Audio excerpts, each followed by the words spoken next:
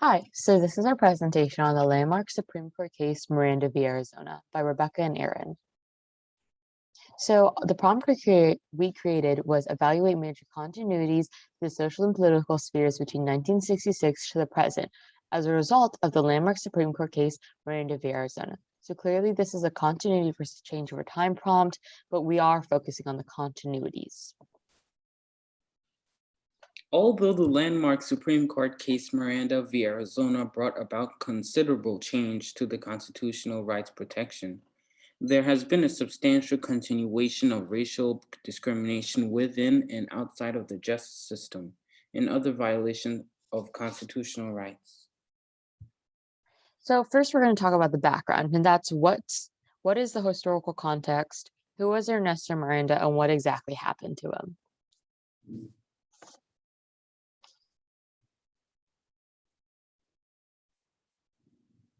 So Eryn is going to be covering the historical context of document 1. In 1910 to 1930, you can see there was a surge in Mexican immigration to the United States. What this document illustrates was the historical immigration trend offering context to our situation. So more historical context is the reason why there was such a surge in immigration was because there was more economic and job opportunities within the US. So here is Mexican immigrants pictured working in US fields. The increase in Mexican immigration was caused by increased xenophobia and racism.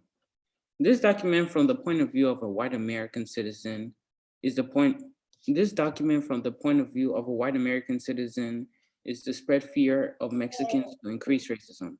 Socially and politically, the presence of large numbers of Mexicans in this country gives rise to serious problems.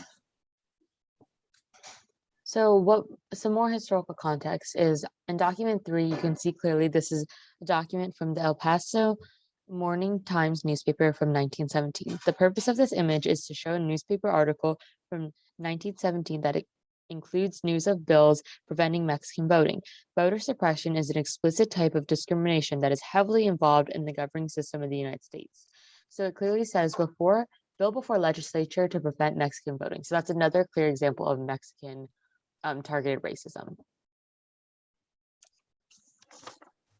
In document 4, it says, "We serve whites only, no Spanish or Mexicans," sign from Dimmitt, Texas, no date. The intent is to discriminate against Mexican Americans and show a trend of racism in the country, similar to the racism that helped charge Ernesto Miranda. So who exactly was Ernesto Miranda? So obviously, as we pointed earlier in our historical context, there was a lot of racism directed towards Mexican Americans. And so that impacts this case because Ernesto Miranda was a Mexican immigrant who lived in Phoenix, Arizona, and he was a high school dropout and had a police history. In no way, shape, or form are we saying that being a high school dropout or having a police history is a bad thing, but we're simply stating that that does have importance to this case. In the original case, in 1966, the police only had to make a model of a car, identified by a woman in a lineup who the perpetrator was accused of kidnapping, robbery, and raping her. After 2 hours of questioning, he confessed to the crimes and was sentenced to 20 to 30 years on kidnapping and robbery charges. So there are clear issues with this case. First of all, Miranda failed ninth grade, so he didn't have a very high academic knowledge.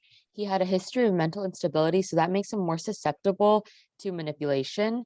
This was also clearly racially and economically targeted because, as you can see here in document 5, the lineup is made out of Mexican immigrants and men who are clearly dark skinned and were most likely like Miranda, who are unaware of their rights and victims of racism. He also had no counsel, so he didn't have a lawyer, and he didn't know his rights. He didn't know his rights to counsel, which is the Fifth Amendment, or against self-incrimination, which is the Sixth Amendment. And there was a clear forced confession, as well as they've had very circumstantial evidence, and so the only thing he was charged on was that confession.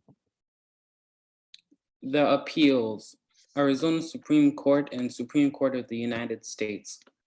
In the first appeal, So the first Miranda, appeal, he appealed to the Arizona Supreme Court, and he claimed that the confession was obtained unconstitutionally, which but the Supreme Court of Arizona ruled that the case was indeed constitutional, and they upheld the court's original decision. in the second appeal, the Supreme Court agreed to hear Miranda's case and three similar ones.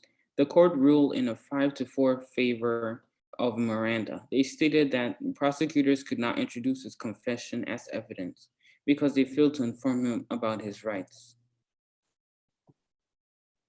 Okay, so number 3, we're going to talk about the impact. Why was this case important, and what are the continuities and changes? Specifically, what are the continuities? You have the right to remain silent. Anything you say can and will be used against you in the court of law. You have the right to an attorney. If you cannot afford one, an attorney will be provided to you. So these are the actual Miranda rights that were created as a result of this case. So why exactly was this case important, which is the intended change? So police officers are now directed to read your Miranda rights upon your arrest, and they also are supposed to ask if you understand these rights. And it's supposed to further ensure the enforcement of constitutional rights in the United States, as well as prevent others in similar situations to Miranda from being falsely accused. So now we're gonna listen to document 6, which is an audio clip from the second appeal.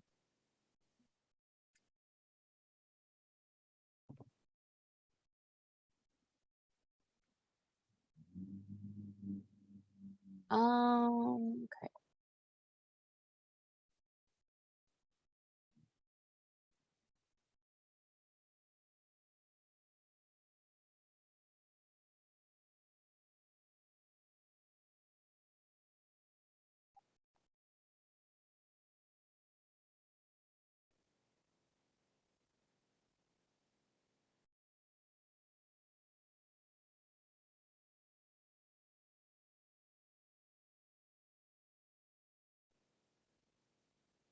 Okay. So that clip is essentially outlining that these states have limitations on what they can and do within within an interrogation. And so basically that's siding with Miranda, saying that the state overstepped their boundaries. Miranda rights do not have to be read when answering basic interrogation questions in an emergency situation, when the person is unaware that they are talking to the police, when the questions are necessary in protecting public safety, and voluntarily agreed to meet and speak with the police, and the conversation is being taped in secret. Okay, so now we're going to focus in on the continuities. So we're saying clearly that one of the continuities of our 3 is forced confessions continue. So police continue to get these forced confessions using physical violence and manipulation, as well as codes of silence allow them to get away with it.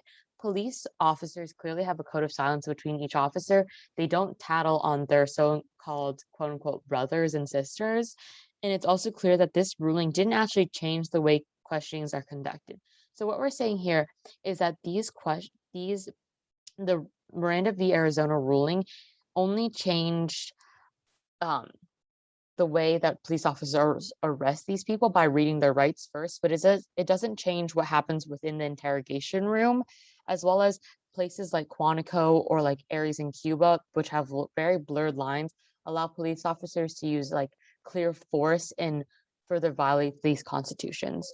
So on the left, we have an image of another detective or officer who might be outside of the interrogation room, analyzing the suspect and feeding the questioning officer more information in real time, as well as um, on the right is an image of what an interrogation room might look like. Does this setting is bare, it's dingy, and it's um, created to cause more stress and anxiety, and that can play into the false confessions, as well as police officers are trained in manipulation tactics, which yes, it makes them more effective, but like how truly effective can it be if half the time they're getting like they're manipulating people to false confessions because people rather like just say a false confession to get it over with than actually speak their truth in a way.